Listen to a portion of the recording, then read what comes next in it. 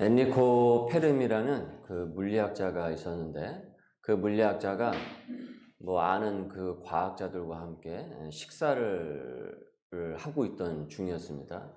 뭐 이런저런 얘기를 밥 먹으면서 이렇게 얘기를 하다가 되게 우연찮게 외계인에 대한 이야기가 나왔어요. 막 풍성하게 막 여러 가지 이야기를 서로 막 오고 가고 얘기를 하다가 뭐 과학자들이니까 또 그 방정식을 사용해서 외계 문명을 또 식사 중에 이제 규명을 해본 거예요. 그래서 규명을 해보니까 이 큰 우주에 100만 개의 문명이 그 존재해야 한다라는 답이 나온 것입니다. 지구와 같은. 왜냐면 우주가 이렇게 크니까. 이렇게 우주가 큰데 어떻게 지구 같은 문명이 하나만 있을 수가 있겠냐. 100만 개 이상은 될 것이다. 이런 답을 얻은 것이죠. 여러분 믿으십니까? 믿습니까? 외계인을 믿습니까? 그런데 동시에 이런 의문이 들었어요. 어떤 의문이 들었냐면, 아니 그렇게 많은 문명이 있다면 어째서 그 외계인은 인간 앞에 나타나지도 않고 발견된 적도 없는가? 그럼 도대체 외계인은 어디에 있는 거지?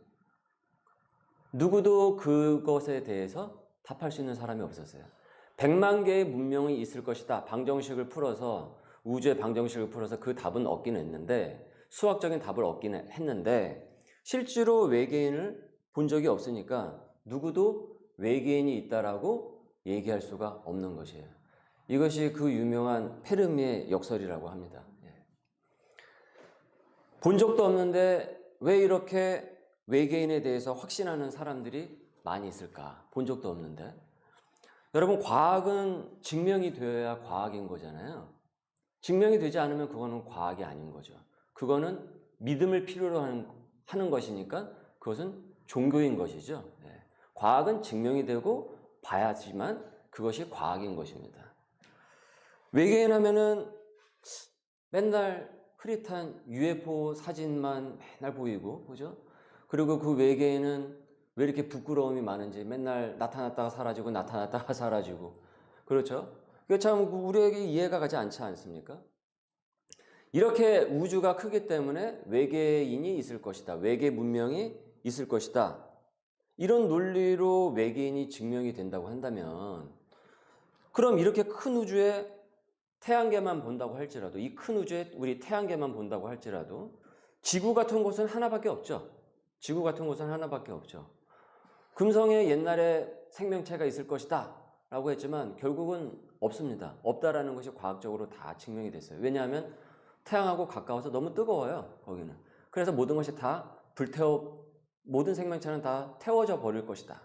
화성에도 생명체가 있을 것이다. 뭐 맨날 물이 흔적이 있었다 없었다 하지만 결국은 인공위성 우주선 쏴가지고 해서 사진 다 찍었는데 아무것도 없다라는 게 지금 다 밝혀지지 않았습니까? 그래서 이 태양계에는 생명체가 없다라는 것이 이미 다 규명이 됐어요. 없습니다. 근데 이 태양계만 해도 어마어마하게 넓지 않습니까? 그런데 신기하게도 이 지구에만 이렇게 생명체가 있어요. 그리고 이렇게 우리처럼 영혼을 가지고 말을 하고 함께 같이 정서를 교감을 하고 이 고도로 사고화된 이 지능을 가진 생명체는 우리 인간밖에 없다라는 거죠. 그러면 이 생명체인 인간이 스스로 존재할 수 있겠는가? 이것이 저절로 스스로 알아서 이것이 다 가능하다라는 건가? 이런 거 하나 만드는 것도 누가 만들지 않으면은 생길 수 없는 것인데, 볼펜 하나도 그냥 생기지 않는데, 이런 인간이 유일무이하게 존재한다고 한다면 이를 계획을 하고 설계한 신의 존재도 그 추측이 닿아야 하는 것 아니겠습니까? 외계인은 그런 식으로 추측을 한다고 한다면. 그런데 왜 하나님은 없고 외계인이 있다라고 얘기를 해야 되는 것인가? 우리가 합리적으로 생각을 해본다고는 이 지구에 우리 인간이 존재한다면 외계인보다 하나님의 존재, 신의 존재를 믿는 것이 더 설득력을 얻는 것은 아닐까. 이 페르미의 역설의 이 이야기는 여러 가지를 우리로 하여금 생각나게 하고 있어요. 그러니까 무턱대고 외계인이 있다라고 믿을 수 있는 건 아니라는 것이죠. 본 적이 없으니까요. 제가 이렇게 살펴보니까 누군가에게는 이 외계인이 종교처럼 믿어지는 경우도 있더라고요. 외계인의 존재는 과학으로 증명이 되어야 되는데 본 적이 없는 건 있다고 하면 안 되는 것이죠. 그래서 방금 말씀드렸던 바와 같이 그것은 과학이 아니라 종교인 것이죠. 과학이 종교가 되면 안 되는 것 아니겠습니까? 하은이가 저학년 때 도서관에서 책 한 권을 빌려왔는데 Y 시리즈라는 책을 빌려왔어요. 그런데 그 주제가 이 외계인에 대한 주제였습니다. 제가 하은이가 그때 빌려온 책들은 제가 웬만하면 다 이렇게 한번 훑어보긴 했었는데 저도 흥미가 있어서 무슨 내용이 있을까 해서 이렇게 살펴봤어요. 근데 제가 살펴보다가 너무 어이가 없어서 제가 이렇게 사진을 찍었습니다. 제가 수년 전에 찍은 건데 오늘에서야 제가 여러분께 공개를 하네요. 아니, 얼마나 외계인을 믿고 싶었으면 여기다가 이렇게 에스겔, 성경에 나오는 그 구약 성경의 에스겔의 이 내용을 용감하게 이 저자는 이것이 외계인의 흔적이라고 이렇게 활자로 해놓은 것이에요. 게다가 스가랴의 예언을 아마 잘 안 보이실 수도 있는데 스가랴의 예언을 UFO 흔적이라고 용감하게 적어 놓은 거예요. 거기 보면 이제 바퀴에 대한 예언이 나오는데 그 바퀴가 하늘을 둥둥 떠다니는 그 바퀴가 UFO일 것이다 라고 그렇게 적어 놓은 거예요, 책에다가. 제가 이걸 보고 너무나도 어이가 없어서 봐라, 성경에도 이렇게 외계인의 흔적이 있다. 이거는 구속사적 상징이고 신학적인 상징입니다. 이거는. 네. 그래서 상징적인 해석으로 우리가 이걸 봐야 되거든요. 그런데 하늘을 나는 두루마리를 졸지에 무엇으로 표현했습니까? UFO로 표현을 해버린 거예요. 여러분, 두루마리는 요한계시록에도 나오는 표현이란 말이죠. 그래서 구약과 신약은 어떻습니까? 시줄과 날줄로 촘촘하게 이어져 있기 때문에 예언의 성취라고 말씀을 드렸어요. 이것은 충분히 신학적으로 우리가 검증을 해야 되는 부분인데 졸지에 아니 성경책을 UFO 서적으로 만들어 버린 거예요. 여러분, 종교에만 사이비가 있는 것이 아닙니다. 과학에도요 사이비가 있습니다. 사이비 과학이 있어요.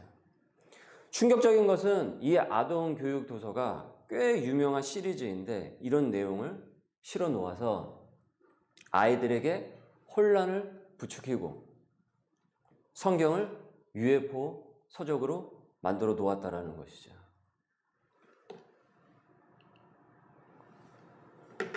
여러분, 성경은 과학 서적이 아닙니다. 과학 서적이 아니에요. 성경은 하나님의 존재를 과학적으로 설명을 해서 우리를 어떻게든 설득을 시키기 위해서 쓰여진 책이 아니라는 것입니다. 성경은 거기에 관심이 없어요. 거기에 대해서. 사람들은 거기에 대해서 관심이 있을지 모르지만 성경은 하나님께서 우리에게 성경을 주신 목적은 거기에 관심이 있어서 성경을 우리에게 주신 것이 아니라는 것이에요. 봐라, 내가 이렇게 해서 존재한다라는 것을 과학적으로 증명하기 위해서 성경책을 우리에게 주신 것이 아니에요. 거기에 대해서 성경은 전혀 관심이 없습니다. 만일 그것이 성경의 목적이라고 한다면 천지 창조 과정은 창세기 1, 2장 그렇게 짧게 표현돼서는 안 되죠. 한 1000장으로 기록이 되어야 되겠죠. 1000장이 너무나도 많다고 한다면 적어도 100장 정도는 되어야 되지 않겠습니까? 그 과학적. 어떻게 천지 창조를 기록했는지 그 내용이 그렇게 쭉 기술되어야 되지 않겠어요? 그런데 한두 장으로 딱 요약해서 쓰여져 있어요. 그리고 그 한두 장에 쓰여져 있는데 무엇이라고 얘기합니까? 태초에 하나님이 천지를 창조하시니라 이렇게 쓰여져 있어요. 그게 무슨 과학적입니까? 그게 무슨 과학적이에요? 그리고 첫째 날, 둘째 날, 셋째 날 하나님께서 무엇으로요? 말씀으로 창조하셨다고 기록이 되어 있을 뿐입니다. 전혀 과학적이지 않죠. 그러면 성경의 목적은 무엇인가? 성경은 그러면 무엇을 목적으로 우리에게 주어진 것인가? 왜 하나님께서 성경을 우리에게 주셨는가? 맨 위에 구절 3장 15절만 있습니다. 시작. 또 어려서부터 성경을 알았나니 성경은 능히 너로 하여금 그리스도 예수 안에 있는 믿음으로 말미암아 구원에 이르는 지혜가 있게 하느니라. 죄인인 우리가 예수 그리스도로 말미암아 구원에 이르는 지혜를 주기 위함입니다. 그러니까 우리가 구원에 이르는 지혜를 하나님께서 우리에게 주시기 위해서 이 성경을 우리에게 주신 것이에요. 이것이 성경의 첫 번째 목적입니다. 그 다음 우리가 이 땅 가운데서 살아나갈 때 어떻게 살아나가야 되는지, 어떤 사람이 되어야 되는지 그 다음이 목적인데 이와 같습니다. 16절 17절 시작. 모든 성경은 하나님의 감동으로 된 것으로 교훈과 책망과 바르게 함과 의로 교육하기에 유익하니 이는 하나님의 사람으로 온전하게 하며 모든 선한 일을 행할 능력을 갖추게 하려 함이라. 우리를 교훈하시며 때로 잘못 가면 혼을 내시기도 하고, 그래서 바르게 살아내어서 하나님의 사람으로 어떻게 된다고요? 온전케 되어서 선한 일을 할 수 있는 그 능력, 그 역량을 갖출 수 있도록 하기 위해서 이 성경 말씀이 우리에게 주어졌다라는 것이에요. 결론적으로 성경은 우리가 예수 그리스도를 믿어서 이 땅에서 하나님의 백성답게 살아내고 그 다음에 하늘나라에 가는 그 구원에 이르도록 하기 위해서 이 성경이 우리에게 주어진 것이고, 바로 성경은 여기에 목적을 두고 있다는 것입니다. 성경은 이를 위해서 하나님께서 이것을 위해서 얼마나 오래전서부터 계획을 하고 준비하시고 섭리하셨는지, 자신의 독생자 예수 그리스도를 내어주기까지, 그래서 하나님께서 최선의 그 열정, 하나님의 그 열망, 그 열심을 우리에게 보여주셨는데 바로 그분이 바로 누구냐면 예수 그리스도라는 것이에요. 여러분, 나의 모든 것을 그 사람에게 줄 수 있다고 한다면 그건 최선 아니겠습니까? 내 생명을 주는 게 나의 최선 아니겠어요? 그것보다 더한 최선이 어디 있겠습니까? 그런데 하나님께서 예수 그리스도는 자신의 독생자를 우리에게 내어주신 것이잖아요. 그건 하나님의 최선인 것이에요. 하나님의 열심입니다. 하나님의 열정이에요. 열망이에요. 이것을 우리에게 전해주기 위해서, 그래서 우리가 구원에 이르도록 하기 위해서 이 성경을 우리에게 주신 것이라는 거죠. 성경은 우리가 구원에 이르게 하는 데 목적이 있지, 과학적으로 하나님의 존재 규명을 증명하는 데 있지 않다라는 것입니다. 하나님께서는 사람들에게 자신을 과학적으로 증명하기 위해서, 그래서 사람들이 그래? 그래서 하나님이 있다라는 거지, 이것을 증명하기 위해서 하나님께서 전전긍긍하는 분이 아니라는 거예요. 하나님께서는 그것 때문에 얘네들이 믿을까 안 믿을까, 얘네들이 나를 이 성경을 보면서 과학적으로, 합리적으로, 이성적으로 납득이 돼서 나를 믿을까 안 믿을까, 이것 때문에 전전긍긍하면서 손에 땀을 쥐는 분이 아니라는 거예요. 그래서 우리에게 성경을 주신 것이 아니라는 거예요. 여러분 생각을 해보십시오. 만왕의 왕 창조주께서 왜 피조물인 작디 작은 인간에게 당신의 존재를 증명을 해야 할 이유가 무엇이 있겠습니까? 그렇지 않습니까? 왜 하나님께서 나의 존재를 인정해 주지 못한다고 해가지고 그것 때문에 화가 나가지고 그것 때문에 전전긍긍하면서 손에 땀을 쥐고 얘네들이 나를 믿어줄까 안 믿어줄까, 이게 무슨 창조주의 모습이겠습니까? 하나님께서 그래야 될 이유가 어디에 있겠냐라는 거죠.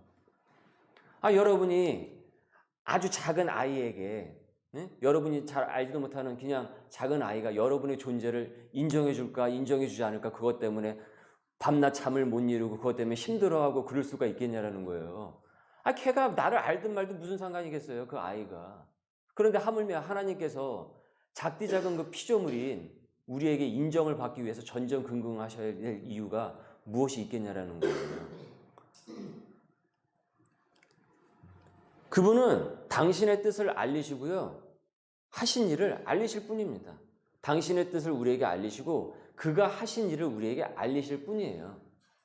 그래서 선포라고 하는 것입니다. 무엇이라고요? 선포라고 하십니다. 그래서 구약의 선지자들에게 그렇게 얘기하셨죠. 너는 선포하라. 내 메시지를 선포를 하고 내가 한 일을 알려라. 네가 할 일은 그 일이다. 그리고 나머지는 내가 한다. 나머지는 내가 한다. 너는 그거 해라. 그래서 선포인 것입니다. 선포. 여러분, 설교는 선포입니다. 제가 여러분들에게 과학적으로 하나님을 설명해야 될 의무는 사실은 없습니다. 저는 선포할 영역이죠. 나머지는 하나님께서 하실 일이죠. 저는 설교를 선포라고 생각합니다. 하나님이 하신 일, 하나님께서 경험케 하신 일을 전하는 것이에요. 나머지는 하나님께서 하실 일인 거죠. 여러분이 믿고 안 믿고는 제가 할 수 있는 영역이 아니죠. 그런 하나님께서 하실 일이신 것이죠. 오늘 바울이 감옥에 갇혔다가 풀려난 일도 그렇습니다. 오늘 이 이야기를 여러분 보십시오. 사도 바울은 빌립보 지역에서 귀신 들린 여자를 예수 그리스도의 이름으로 치유를 해 주었습니다. 이 여자는 우리가 살펴본 대로 그녀의 주인들에게 몸종이 되어서 점을 쳐주고 그리고 돈을 벌어서 그들의 배를 채워주었어요. 아주 악독한 사람들이었어요. 이 불쌍한 여인을 아주 몸종처럼 아주 그렇게 부려먹었던 것이죠. 하지만 그녀가 치유가 되어서 멀쩡해지니까 더 이상 돈벌이를 하지 못하게 되었죠. 횡설수설을 하지 않으니까. 그러니 그것 때문에 화딱지가 난 주인들은 빌립보 관원들과 짬짬이가 되어서 바울과 실라를 감옥에 갇혀버렸습니다. 부패한 관원들이었으니까요. 옷을 찢어버리고 그리고 맨살에다가 두들겨 패가지고 몽둥이 찜질을 해서 그리고 감옥에 가둬놨는데 감옥에서도 너희들은 감옥을 경험하라 라고 하면서 두 발에는 차고를 채웠습니다. 바울과 실라는 그 순간 야 이게 무슨 꼴이냐 이게 야 우리가 하나님의 선한 일을 했는데 지금 우리 처지를 봐라. 선한 일을 했는데 이게 뭐냐 하나님이 우리 버린 거냐 원망과 탄식으로 소리를 지르면서 머리를 쥐어뜯지 않았다고 했죠. 지난주에 이어서 우리 다시 이 말씀을 보시죠. 25절을 읽습니다. 다 같이 시작. 한밤중에 바울과 실라가 기도하고 하나님을 찬송하며 죄수들이 듣더라. 죄수들이 듣더라. 바울과 실라는 오히려 그 밤에 기도하고 찬송합니다. 그 밤에 기도하고 찬송합니다. 그리고 그 소리를 옆에 또 그 옆방에 뭐 앞방이 있었는지는 잘 모르겠지만 어쨌든 그 주변의 여러 죄수들이 그 기도 소리와 찬양 소리를 들어요. 감옥에 있으면서 지금까지 듣지 못한 소리를 이들은 들었던 것이죠. 맨날 욕설 소리, 세상을 원망하는 소리, 나 억울하다. 감옥에 가면은 죄진 사람은 없고 다 억울한 사람뿐이라고 하지 않습니까? 다 그런 소리만 듣다가 어디선가 기도 소리와 그 찬양 소리가 울리기 시작을 하는 거예요. 차가운 그 감옥의 공기가 바울과 실라의 기도와 찬양 소리로 따뜻하게 채워졌어요. 분명 옆에 죄수들은 놀랬을 것입니다. 분명히 놀랬을 것이에요. 어떻게? 저들은 여기서 저렇게 담담하게 기도와 찬양을 할 수 있을까? 그 죄수들은 하나님을 잘 몰라요. 그런데 바울과 실라의 기도하고 찬양하는 그 모습을 보면서 아, 저들이 믿는 하나님을 믿으면 감옥에서도 저렇게 기도와 찬양을 할 수 있구나. 죄수들에게는 가히 충격적이었습니다. 그 모습이. 너무나도 놀라웠어요. 이어 그들의 기도와 찬송이 끝나자 더 충격적인 일이 오늘의 말씀에서 벌어집니다. 26절입니다. 시작. 이에 갑자기 큰 지진이 나서 옥터가 움직이고 문이 곧 다 열리며 모든 사람의 매인 것이 다 벗어진지라. 난데없이 큰 지진이 나면서 감옥의 바닥이 심하게 흔들리더니 감옥문이 죄다 열리는 일이 벌어졌고 죄수들을 묶던 그 착고와 같은 쇠사슬까지 다 풀어져 버린 것입니다. 그 일이 일어났대요. 일어날 수 없는 일이 일어난 것이죠. 일어날 수 없는 일이. 비과학적인 일이 지금 여기서 벌어졌네요. 비과학적인 일이. 감옥문은 저절로 열리지 않습니다. 간수장이 열쇠로 열어야 그 감옥문은 열리게 됩니다. 그런데 그것이 열렸어요. 착고를 풀어줘야 풀린단 말이죠. 그 쇠사슬이. 그런데 그것이 풀렸습니다. 아까 전만 해도 멀쩡했던 땅이 갑자기 흔들리고 이와 같은 일들이 이상 기후가 생겼어요. 사도행전은요, 여러분이 보시는 바와 같이 사도행전은 이것이 어떻게 풀렸는지 과학적으로 정반합을 규명을 하면서 증명하지 않습니다. 여기에 그런 설명이 없어요, 전혀. 그런 것에 관심도 없어요. 그렇게 해서 사람들을, 독자들을 이 성경을 읽는 사람들하고 설득을 시키겠다라는 그 의지가 없어요. 여기에 전혀 그것이 없습니다. 그저 그 일이 일어났다. 그 일이 일어났다라고 전할 뿐이에요. 바울과 실라의 찬송과 기도가 끝나니 하나님께서 그렇게 하셨다라고 선포할 뿐입니다. 우 목사는 사도행전, 지금 우리가 상고하고 있는 사도행전 16장을 지금 순차적으로 몇 주에 걸쳐서 우리가 전하면서 오늘의 본문을 우리가 함께 같이 만났어요. 그리고 여러분과 오늘의 말씀을 지금 나누고 있는데, 저는 여기서 여러분, 이 일이 어떻게 가능하냐 하면요 하면서 제가 과학적으로 증명할 수가 없어요. 그리고 또한 제가 이 사건을 본 적이 없게 봤다고도 못해요. 아니 2000년 전에 일어난 걸 제가 어떻게 합니까? 제가. 그러면 어떻게 저는 이 사실을 믿고 지금 이 순간에 전할 수 있냐라는 거예요. 지금 이 순간에 여기서. 저도 본 적이 없고 경험한 적도 없는데 이거를 어떻게 믿고 전할 수 있냐라는 거죠. 나는 이 사건을 보지 못했어요. 저는 이 사건을 보지 못했지만 바울과 실라의 하나님이 동일하게 저 우목사의 삶에서, 우병선의 삶에서 함께 하셨기에, 그리고 함께 하고 있음을 제가 믿기에 이를 믿고 전하는 것입니다. 저는 선포를 하는 것입니다. 저는 이걸 과학적으로 증명할 이유가 없고 할 수도 없어요. 마찬가지로 여러분이 믿고 있는 그 하나님은 지금 바울과 실라의 하나님과 똑같기 때문에 교우 여러분의 삶에서 역사하셨던 그 간증이 있으시기에 이를 믿으실 것입니다.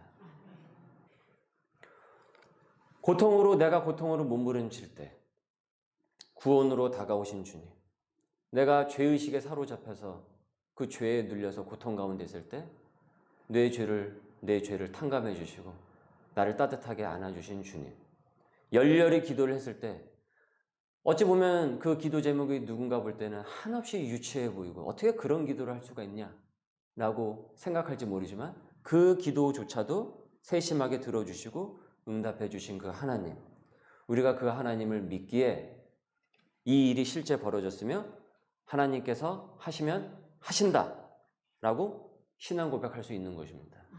그래서 저는 그 믿음을 갖고 이 순간에 여러분에게 오늘 이 사도행전의 말씀을 전할 수 있는 것이고요. 여기서 우리가 좀 더 주목해서 볼 것은 이 사도행전을 기록한 누가예요.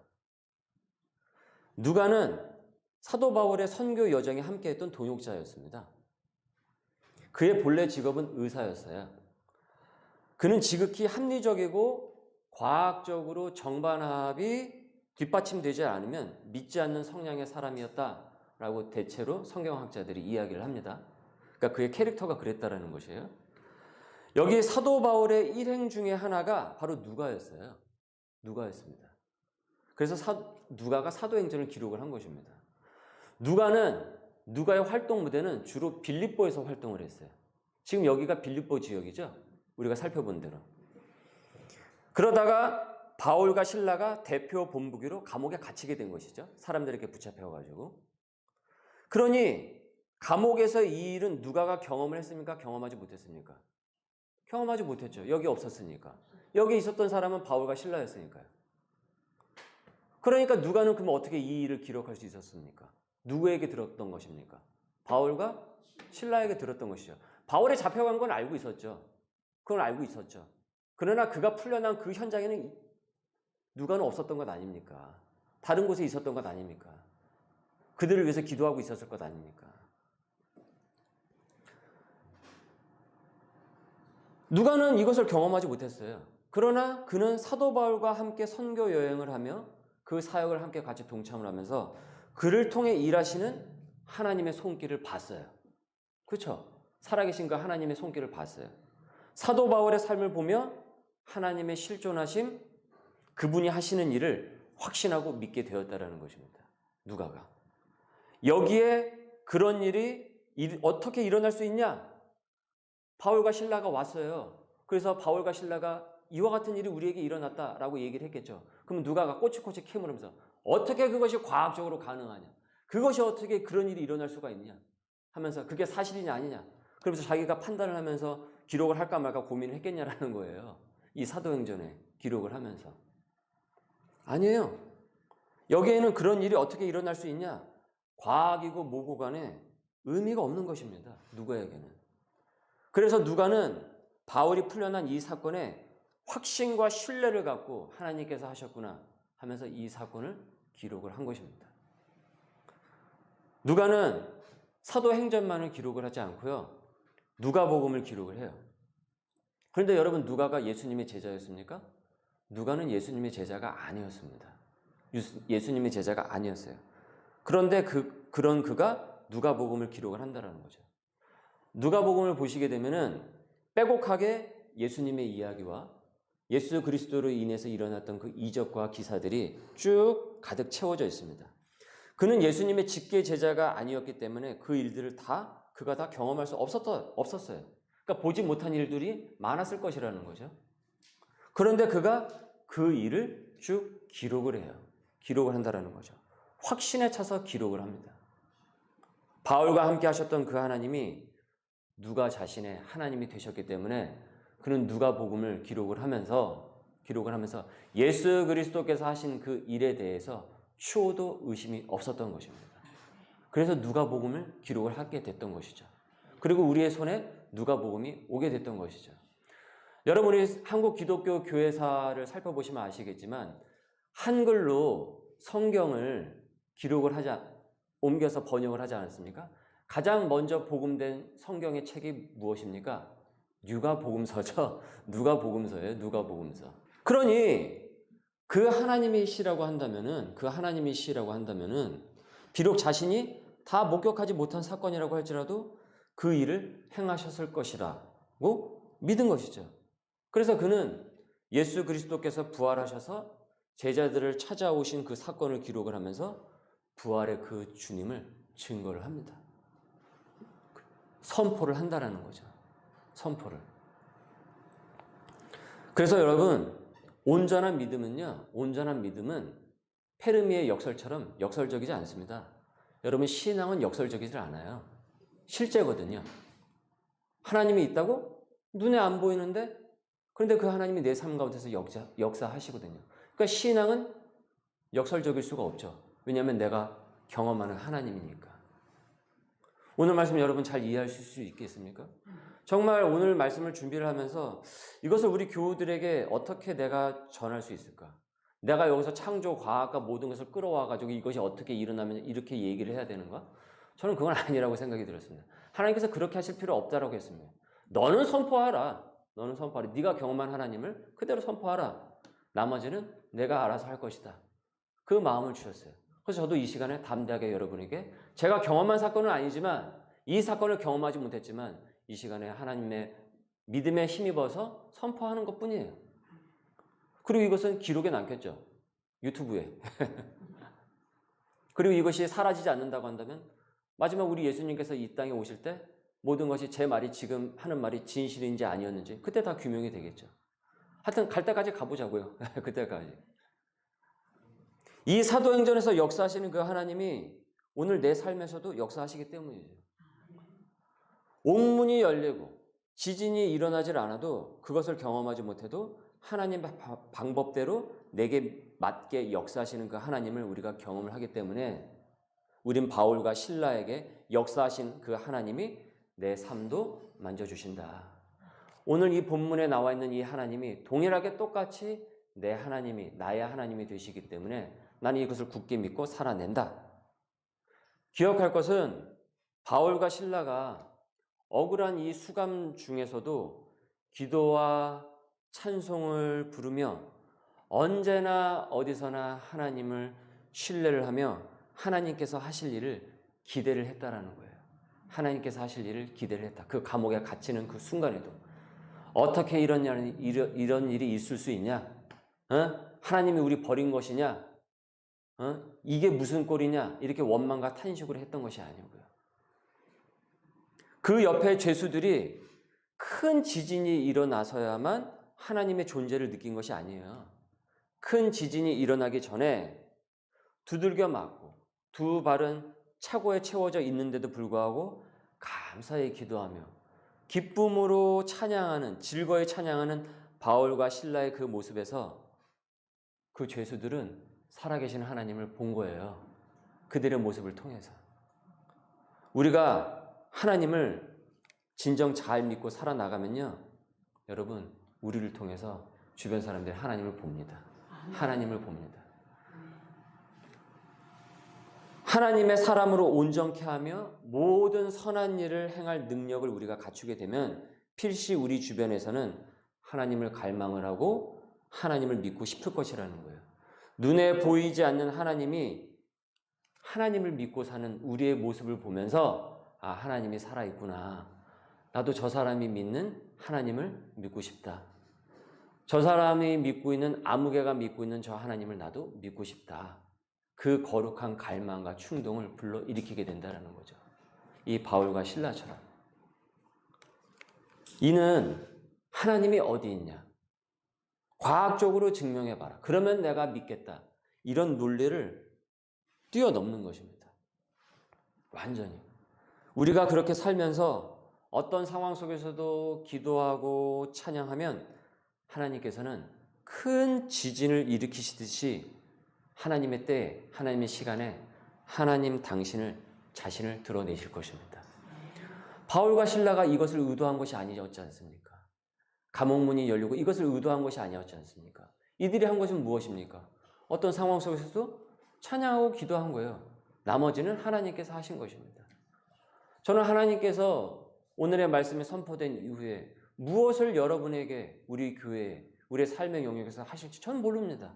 그러나 하나님께서는 어떤 식으로든 하실 것입니다. 저는 선포할 뿐입니다. 여러분도 마찬가지입니다. 하나님을 믿고 잘 살아내십시오. 찬양하고 기도하십시오. 그러면 하나님께서 하실 일을 드러내실 것입니다. 본문의 말씀을 우리 재차 읽고 함께 같이 기도하도록 하겠습니다. 22절서부터 26절입니다. 시작. 무리가 일제히 일어나 고발하니 상관들이 옷을 찢어 벗기고 매로 치라 하여 많이 친 후에 옥에 가두고 간수에게 명하여 든든히 지키라 하니 그가 이러한 명령을 받아 그들을 깊은 옥에 가두고 그 발을 차고에 든든히 채웠더니 한밤중에 바울과 실라가 기도하고 하나님을 찬송하며 죄수들이 듣더라. 이에 갑자기 큰 지진이 나서 옥토가 움직이고 문이 곧다 열리며 모든 사람의 매인 것이 다 벗어진지라. 아멘. 우리 말씀이 잇대어 기도하겠습니다. 주님, 잘 믿어 나가는 소명의 백성들 되게 하여 주옵소서. 말씀대로 살아내게 하여 주시고 내가 경험한 하나님이 나의 입으로 삶으로 선포가 되어서 하나님이 이 땅 가운데 보이게 하여 주옵소서. 어떤 상황 속에서도 찬양과 기도가 멈추지 않도록 성령 충만케 하옵소서. 우리 함께 같이 말씀에 잇대어 기도합시다. 아버지 하나님 주님 감사합니다. 은혜가 많으신 주님 감사합니다. 우리가 경험한 그 하나님이 나의 입으로 삶으로 선포되게 하여 주옵시고 우리 주변에 우리의 그 모습을 보면서 하나님의 모습이 보이게 하여 주옵소서. 나머지는 주님이 하실 줄 믿습니다. 하나님이 하실 일을 고대하고 기대하면서 우리는 선포되는 삶이 되게 하여 주옵시고 우리의 생활과 삶 가운데서 그 능력이 드러낼 수 있도록 역사하여 주시옵소서. 우리 소명의 교회 식구들을 기억하여 주옵시고 삶의 자리 하나하나 돌보아 주옵시고 어떤 환경 속에서도 찬송과 기도가 멈추지 않게 하여 주옵시고 그 가운데서 함께 하실 그 하나님을 기대하면서 나아가는 한 주간의 삶이 되도록 인도하옵소서. 예수 그리스도의 이름으로 기도드립니다. 아멘.